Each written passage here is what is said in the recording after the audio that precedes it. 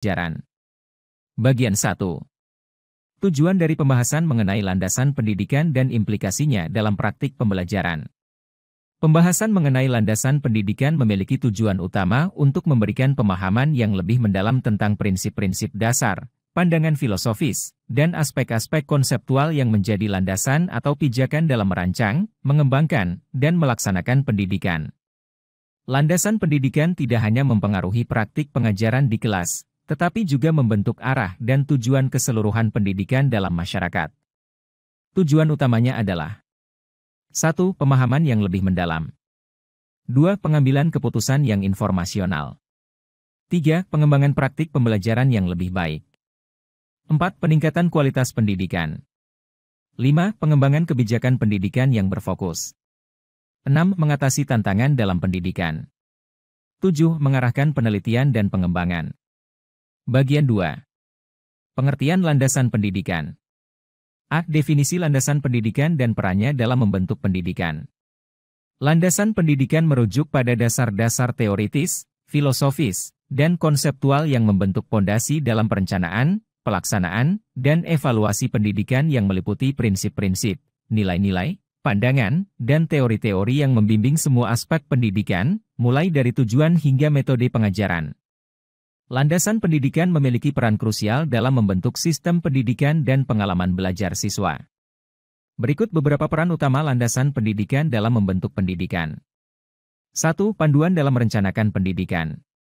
2. Pembentukan tujuan pendidikan. 3. Pemilihan metode pengajaran yang tepat. 4. Penentuan isi kurikulum. 5. Pembentukan lingkungan pembelajaran yang inklusif. 6. Pedoman etika dalam pendidikan. 7. Pengembangan kebijakan pendidikan yang efektif. 8. Membentuk identitas pendidikan. B. Jenis-jenis landasan pendidikan. Jenis-jenis landasan pendidikan dapat diuraikan berdasarkan pandangan beberapa ahli pendidikan, sebagai berikut. 1. John Elliott mengklasifikasikan landasan pendidikan menjadi 3 jenis. Landasan sosial. Melibatkan pemahaman tentang peran pendidikan dalam masyarakat. Landasan psikologis. Berkaitan dengan bagaimana siswa belajar dan berkembang. Landasan kurikulum. Terkait dengan pengembangan kurikulum dan metode pengajaran. 2. Cohen-Jaraningrat membagi landasan pendidikan menjadi landasan filosofis. Terkait dengan tujuan dan nilai-nilai pendidikan. Landasan psikologis. Mengenai perkembangan dan belajar siswa. Landasan sosiologis. Membahas hubungan antara pendidikan dan masyarakat. 3. Harun Nasution mengidentifikasi 4 jenis landasan pendidikan. Landasan filosofis. Terkait dengan tujuan, cita-cita, dan prinsip moral pendidikan. Landasan psikologis. Membahas perkembangan dan psikologi siswa dalam pembelajaran. Landasan sosiologis. Menekankan hubungan pendidikan dengan masyarakat. Landasan teknologi pendidikan. Terkait dengan penggunaan teknologi dalam pembelajaran. 4. Engkos-Koswara membagi landasan pendidikan menjadi 2 jenis. Landasan teoritis. Melibatkan prinsip-prinsip dan teori-teori pendidikan. Landasan praktis. Terkait dengan penerapan praktik pendidikan dalam konteks nyata. 5. Muhammad Nuh mengidentifikasi 4 landasan pendidikan. Landasan kebijakan pendidikan. Terkait dengan aspek kebijakan dan regulasi pendidikan. Landasan kurikulum. Meliputi isi dan metode pengajaran. Landasan psikologi pendidikan. Menekankan pemahaman tentang perkembangan dan belajar siswa. Landasan teknologi pendidikan. Berkaitan dengan penggunaan teknologi dalam pendidikan. Tentu saja, pendapat para ahli pendidikan ini memberikan gambaran yang kaya dan beragam tentang jenis-jenis landasan pendidikan. Meskipun ada perbedaan dalam klasifikasi, semua pandangan ini menggarisbawahi pentingnya pemahaman mendalam tentang prinsip-prinsip dan aspek-aspek dasar yang membentuk sistem pendidikan. Bagian 3. Landasan filosofis pendidikan. A. Pemahaman tentang pandangan hidup dan tujuan pendidikan. Landasan filosofis pendidikan merujuk pada pandangan-pandangan filosofis yang membentuk dasar pemahaman tentang tujuan, nilai-nilai, serta prinsip-prinsip yang mengarahkan proses pendidikan. Beberapa komponen penting dari landasan filosofis pendidikan. 1. Idealisme. Pandangan ini menekankan pentingnya ide, nilai-nilai moral, dan kebenaran universal dalam pendidikan. 2. Realisme. Realisme menekankan pentingnya pengalaman nyata dan objektivitas dalam pendidikan. 3. Pragmatisme. Pandangan pragmatis menekankan penerapan praktis dari pengetahuan. 4. Konstruktivisme. Filosofi konstruktivis berfokus pada peran aktif siswa dalam pembentukan pengetahuan dan pemahaman. 5. Humanisme. Pandangan ini menekankan pada keunikan dan potensi setiap individu. 6. Perennialisme. Perennialisme mengandalkan pemahaman nilai-nilai klasik dan konsep universal dalam pendidikan. 7. Progresivisme. Pandangan progresivis menekankan pembelajaran berdasarkan pengalaman siswa, pemecahan masalah, dan partisipasi aktif. B. Implikasi dalam merumuskan kurikulum dan tujuan pembelajaran. Landasan filosofis pendidikan memiliki implikasi yang signifikan dalam merumuskan kurikulum dan tujuan pembelajaran. Beberapa implikasi konkret dari landasan filosofis dalam merumuskan kurikulum dan tujuan pembelajaran. 1. Pemilihan materi kurikulum. 2. Penentuan tujuan pembelajaran. 3. Metode pengajaran. 4. Evaluasi pembelajaran. 5. Penyesuaian dengan konteks sosial dan kultural. 6. Pengembangan etika dan karakter. 7. Mengarahkan pengembangan kurikulum. Bagian 4. Landasan psikologis pendidikan. A. Teori-teori perkembangan dan belajar. Terdapat berbagai teori yang menjelaskan tentang perkembangan dan belajar individu. Teori-teori ini memberikan pemahaman tentang bagaimana individu tumbuh, berubah, dan memperoleh pengetahuan serta keterampilan seiring waktu. Beberapa teori utama tentang perkembangan dan belajar. 1. Teori perkembangan kognitif, Piaget. Teori ini menekankan bagaimana anak-anak berkembang dalam berpikir dan memproses informasi. 2. Teori zona proksimal pembangunan, Vygotsky. Menekankan peran interaksi sosial dan bimbingan dalam perkembangan kognitif. 3. Teori psikososial, Erikson. 8 tahap perkembangan psikososial yang mencakup seluruh rentang hidup, dari bayi hingga usia tua. 4. Teori belajar sosial, Bandura. Teori belajar sosial yang menekankan peran observasi dan pemodelan perilaku orang lain dalam pembelajaran. 5. Teori kecerdasan majemuk, Gardner. Manusia memiliki berbagai jenis kecerdasan yang berbeda, termasuk kecerdasan verbal, logis matematis, kinestetik, musikal, interpersonal, dan lain-lain. 6. Teori kecenderungan keinginan, Maslow. Teori hierarki kebutuhan yang menyatakan bahwa individu memiliki hierarki kebutuhan yang perlu dipenuhi, mulai dari kebutuhan fisiologis hingga aktualisasi diri. 7. Teori belajar pemrosesan informasi, Gagne. Teori ini menekankan bagaimana informasi diproses dan disimpan dalam memori, serta bagaimana pengaruhnya terhadap pembelajaran dan keterampilan. 8. Teori belajar kemandirian, De Chierian. Teori ini menggarisbawahi pentingnya motivasi intrinsik dan otonomi dalam pembelajaran. B. Implikasi dalam mengembangkan strategi pembelajaran yang sesuai. Pemahaman tentang berbagai teori perkembangan dan belajar memiliki implikasi yang signifikan dalam mengembangkan strategi pembelajaran yang sesuai. Dengan menerapkan prinsip-prinsip dan konsep-konsep dari teori-teori ini, pendidik dapat merancang pengalaman pembelajaran yang lebih efektif dan mendukung perkembangan siswa. Beberapa implikasi dalam mengembangkan strategi pembelajaran yang sesuai. 1. Memahami keanekaragaman siswa. 2. Mendorong interaksi dan kolaborasi. 3. Memberikan tantangan yang sesuai. 4. Pemberian umpan balik yang konstruktif. 5. Penggunaan model peran. 6. Mendorong kemandirian dan otonomi. 7. Merancang pengalaman pembelajaran kontekstual. 8. Mengintegrasikan teknologi secara bijaksana. 9. Mengembangkan keterampilan metakognitif. Bagian 5. Landasan sosiologis pendidikan. A. Kaitan antara pendidikan dan masyarakat. Terdapat beberapa teori sosiologi yang membantu dalam memahami hubungan dan dinamika dalam masyarakat serta perilaku manusia di dalamnya. Teori-teori ini memberikan pandangan yang berbeda tentang bagaimana masyarakat beroperasi dan bagaimana interaksi sosial mempengaruhi individu. Beberapa teori sosiologi yang penting. 1. Fungsionalisme. Teori ini menekankan pentingnya fungsi-fungsi yang berbeda dalam menjaga keseimbangan sosial. 2. Konflik. Teori konflik melihat masyarakat sebagai arena perjuangan kepentingan yang berlawanan. 3. Interaksionisme simbolik. Teori ini menekankan makna simbolik dan interaksi sosial dalam membentuk pandangan individu terhadap dunia. 4. Teori pertukaran sosial. Teori ini berfokus pada aspek pemberian dan penerimaan dalam interaksi sosial.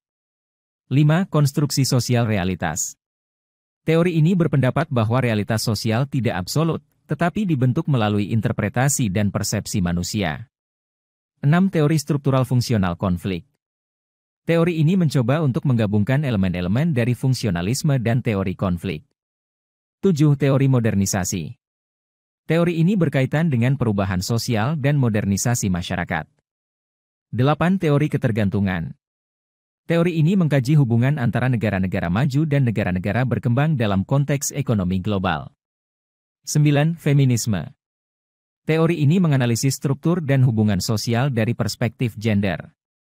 10. Teori aksi sosial. Teori ini menekankan peran individu dalam membentuk dan mengubah masyarakat melalui tindakan dan interaksi sosial mereka.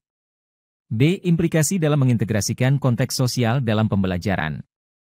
Mengintegrasikan konteks sosial dalam pembelajaran memiliki implikasi yang signifikan dalam menciptakan pengalaman belajar yang lebih bermakna dan relevan bagi siswa.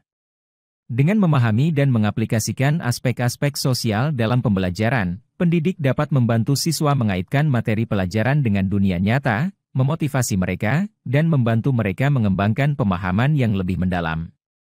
Beberapa implikasi penting dalam mengintegrasikan konteks sosial dalam pembelajaran. 1. Relevansi materi pelajaran. 2. Pengembangan pemikiran kritis. 3. Pengalaman belajar berarti. 4. Pemahaman dalam kedalaman. 5. Pengembangan kemampuan sosial. 6. Pemahaman tentang keanekaragaman dan budaya. 7. Pengembangan sikap sosial dan tanggung jawab. 8. Pengembangan keterampilan hidup. 9. Pengenalan isu-isu kontemporer. Bagian 6. Landasan historis. A. Perkembangan pendidikan. Landasan historis dalam konteks pendidikan merujuk pada aspek-aspek sejarah yang telah mempengaruhi perkembangan sistem pendidikan dan praktik-praktik pembelajaran. Pemahaman terhadap landasan historis penting karena memberikan wawasan tentang bagaimana pendidikan telah berubah seiring waktu dan bagaimana perkembangan ini membentuk pandangan dan pendekatan pendidikan yang ada saat ini.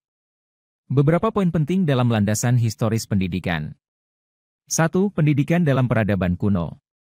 Pendidikan telah menjadi bagian integral dari peradaban kuno seperti Mesir, Yunani, dan Romawi. 2. Pendidikan di zaman pertengahan. Pendidikan di Eropa selama abad pertengahan didominasi oleh gereja dan agama. 3. Pendidikan Renaissance. Munculnya Renaissance di Eropa pada abad ke-14 hingga ke-17 membawa perubahan dalam pendidikan. 4. Pendidikan modern dan sekular. Pada era pencerahan dan revolusi industri, pendidikan semakin sekular dan meluas. 5. Pendidikan di abad ke-19. Abad ke-19 menyaksikan pertumbuhan sistem pendidikan formal yang lebih luas dan keterbukaan terhadap berbagai kelas sosial. 6. Pendidikan di abad ke-20 dan 21. Perkembangan teknologi dan globalisasi membawa perubahan signifikan dalam pendidikan. 7. Pendidikan inklusif. Pergerakan untuk pendidikan inklusif menjadi lebih kuat di abad ke-20 dan 21. 8. Pendidikan berbasis hak asasi manusia. Pendidikan dianggap sebagai hak asasi manusia yang diakui secara internasional. 9. Pendidikan multikultural. Pertumbuhan keanekaragaman budaya dan etnis dalam masyarakat mengarah pada penekanan pada pendidikan multikultural. 10. Inovasi teknologi dalam pendidikan. Perkembangan teknologi informasi dan komunikasi, TIK, telah mengubah cara pendidikan disampaikan dan diakses. B. Implikasi dalam mengintegrasikan konteks historis dalam pembelajaran. Mengintegrasikan konteks historis dalam pembelajaran memiliki implikasi yang penting dalam membantu siswa memahami asal-usul, perkembangan, dan dampak dari konsep, peristiwa, dan fenomena dalam sejarah. Beberapa implikasi dalam mengintegrasikan konteks historis dalam pembelajaran. 1. Pemahaman yang lebih mendalam. 2. Keterhubungan antar disiplin ilmu. 3. Pemahaman tentang perubahan sosial dan budaya. 4. Penghargaan terhadap keanekaragaman budaya. 5. Pengembangan keterampilan analisis dan kritis. 6. Pengenalan isu-isu kontemporer. 7. Memahami dampak keputusan dan perubahan. 8. Mengembangkan perspektif panjang.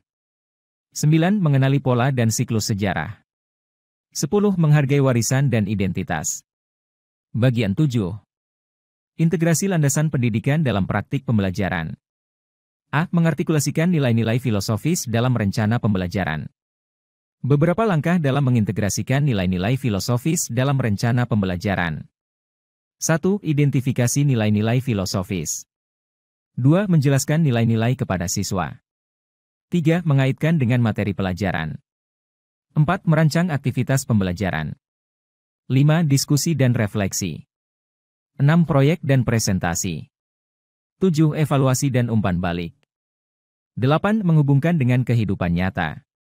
B. Mengakomodasi perbedaan individual melalui pemahaman psikologis. Mengakomodasi perbedaan individual melalui pemahaman psikologis adalah salah satu aspek penting dalam mengintegrasikan landasan pendidikan dalam praktik pembelajaran. 1. Pemahaman tentang tahap perkembangan. 2. Gaya belajar. 3. Diferensiasi instruksi. 4. Pemberian umpan balik yang berbeda. 5. Pemahaman tentang motivasi. 6. Pengelolaan kelas yang responsif. 7. Pemahaman tentang kebutuhan khusus. 8. Keterlibatan emosional. 9. Pengembangan keterampilan sosial dan emosional. 10. Kolaborasi dengan orang tua dan pihak terkait. C. Menjalin hubungan antara pembelajaran dan konteks sosial. Menjalin hubungan antara pembelajaran dan konteks sosial adalah suatu pendekatan yang sangat relevan dalam membangun pengalaman pembelajaran yang bermakna dan kontekstual bagi siswa. 1. Studi kasus lokal. 2. Penggunaan contoh kontemporer. 3. Kunjungan lapangan. 4. Proyek berbasis masyarakat. 5. Debat dan diskusi isu sosial. 6. Kolaborasi dengan komunitas. 7. Penelitian sosial. 8. Diskusi etika dan moral. 9. Analisis media dan budaya. 10. Refleksi diri dan identitas. Bagian 8. Tantangan dalam mengintegrasikan landasan pendidikan. A. Kesulitan mengartikulasikan nilai-nilai filosofis dalam kurikulum. Mengartikulasikan nilai-nilai filosofis dalam kurikulum memang bisa menjadi tantangan, terutama karena nilai-nilai filosofis cenderung bersifat abstrak dan kompleks. 1. Pemahaman mendalam tentang nilai-nilai filosofis. 2. Artikulasikan dalam bentuk konkret. 3. Kaitkan dengan materi pelajaran. 4. Gunakan studi kasus atau contoh. 5. Aktivitas refleksi dan diskusi. 6. Gunakan pertanyaan terbuka. 7. Kolaborasi dengan rekan sejawat. 8. Gunakan materi tambahan. 9. Berikan konteks historis. 10. Penerapan dalam skenario praktis. B. Kendala dalam memahami kebutuhan individual siswa. Beberapa kendala umum yang mungkin dihadapi dalam memahami kebutuhan individual siswa. 1. Keanekaragaman siswa. 2. Keterbatasan waktu. 3. Kurangnya informasi. 4. Tantangan komunikasi. 5. Beban kerja yang tinggi. 6. Kurangnya keterampilan psikologis. 7. Perbedaan budaya dan bahasa. 8. Tingkat keterbatasan. 9. Teknologi dan alat bantu. 10. Pendekatan kurikulum yang umum. Bagian 9. Strategi mengatasi tantangan. A. Pelatihan bagi guru dalam merancang pembelajaran yang berbasis landasan pendidikan. Beberapa strategi yang dapat dilakukan untuk memberikan pelatihan yang efektif kepada para guru. 1. Pemahaman mendalam tentang landasan pendidikan. 2. Workshop dan seminar. 3. Studi kasus dan simulasi. 4. Kolaborasi antar guru. 5. Mentoring dan pembimbingan. 6. Penilaian dan umpan balik. 7. Riset dan literatur. 8. Pengembangan kurikulum khusus. 9. Penerapan praktik terbaik. 10. Evaluasi berkelanjutan. B. Kolaborasi antar guru dan pemangku kepentingan dalam merumuskan tujuan pembelajaran. Beberapa strategi yang dapat diterapkan untuk meningkatkan kolaborasi. 1. Tim pengembangan kurikulum. 2. Melibatkan siswa. 3. Kolaborasi dengan orang tua. 4. Bekerja dengan komunitas. 5. Konsultasi dengan ahli bidang. 6. Diskusi dan workshop. 7. Survei dan kuesioner. 8. Proyek kolaboratif. 9. Pameran hasil pembelajaran. 10. Evaluasi dan penyesuaian. C. Pengalaman praktis dari guru yang berhasil menerapkan landasan pendidikan dalam pembelajaran. Beberapa strategi untuk memanfaatkan pengalaman praktis guru sukses. 1. Workshop dan seminar berbagi pengalaman. Ajak guru yang telah berhasil menerapkan landasan pendidikan dalam pembelajaran untuk memberikan workshop atau seminar kepada rekan-rekan mereka. Guru yang berbagi pengalaman praktis mereka dapat memberikan wawasan langsung tentang tantangan yang dihadapi dan strategi yang efektif. 2. Mentoring dan kolaborasi. Pasangkan guru yang ingin belajar dengan mentor yang telah memiliki pengalaman sukses dalam menerapkan landasan pendidikan. Melalui kolaborasi ini, guru yang lebih berpengalaman dapat memberikan bimbingan dan dukungan kepada rekan-rekannya. 3. Penulisan kasus studi. Minta guru yang telah berhasil menerapkan landasan pendidikan untuk menulis kasus studi yang menggambarkan bagaimana mereka mengatasi tantangan dan merancang pembelajaran berbasis landasan pendidikan. Kasus studi ini dapat digunakan sebagai bahan pembelajaran bagi guru lain. 4. Video atau presentasi rekaman. Buat video atau rekaman presentasi oleh guru yang sukses menerapkan landasan pendidikan. Dalam video tersebut, mereka dapat menjelaskan langkah-langkah yang mereka ambil dan memberikan contoh konkret dari pembelajaran mereka. 5. Sesi diskusi dan tanya jawab. Selenggarakan sesi diskusi atau tanya jawab di mana guru-guru yang berhasil dapat berinteraksi langsung dengan rekan-rekan mereka. Ini memungkinkan para guru untuk bertanya, berbagi pengalaman, dan mendapatkan nasihat langsung. 6. Kolaborasi dalam pengembangan materi pembelajaran. Ajak guru yang berpengalaman untuk berkolaborasi dalam mengembangkan materi pembelajaran yang berbasis landasan pendidikan. Ini dapat mencakup pengembangan modul, penilaian, atau sumber daya lain yang dapat digunakan oleh guru lain. 7. Komunitas belajar. Bentuk komunitas belajar di mana guru-guru dapat berbagi pengalaman, strategi, dan sumber daya terkait penerapan landasan pendidikan. Komunitas ini dapat berbentuk forum online atau pertemuan berkala. 8. Kunjungan observasi kelas. Dalam kunjungan observasi kelas, guru dapat melihat langsung bagaimana guru sukses menerapkan landasan pendidikan dalam pembelajaran. Ini memberi kesempatan untuk mengamati praktik-praktik yang efektif. 9. Pameran hasil pembelajaran. Ajak guru sukses untuk memamerkan hasil pembelajaran mereka kepada rekan-rekan mereka, siswa, orang tua, dan pemangku kepentingan lain. Ini bisa berupa pameran proyek siswa, presentasi, atau portofolio hasil belajar. 10. Pemberian penghargaan.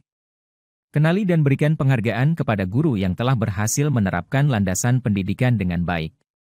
Ini tidak hanya memberikan apresiasi, tetapi juga mendorong guru lain untuk mengikuti jejak mereka. Bagian 10. Kesimpulan. Manfaat mengimplementasikan landasan pendidikan dalam praktik pembelajaran. 1. Pembelajaran bermakna. 2. Peningkatan kualitas pembelajaran. 3. Pengembangan karakter dan etika. 4. Diversifikasi pendekatan pembelajaran. 5. Keterlibatan dan motivasi siswa. 6. Pembelajaran inklusif. 7. Pembelajaran kontekstual. 8. Pengembangan keterampilan hidup. 9. Peningkatan kolaborasi. Tantangan mengimplementasikan landasan pendidikan dalam praktik pembelajaran. 1. Keanekaragaman siswa. 2. Keterbatasan waktu. 3. Kompleksitas konsep. 4. Pengadaan sumber daya. 5. Kesulitan dalam penilaian. 6. Perubahan lingkungan sosial. 7. Tantangan implementasi inklusi. 8. Tuntutan peningkatan profesionalisme. 9. Resistensi atau ketidakpahaman.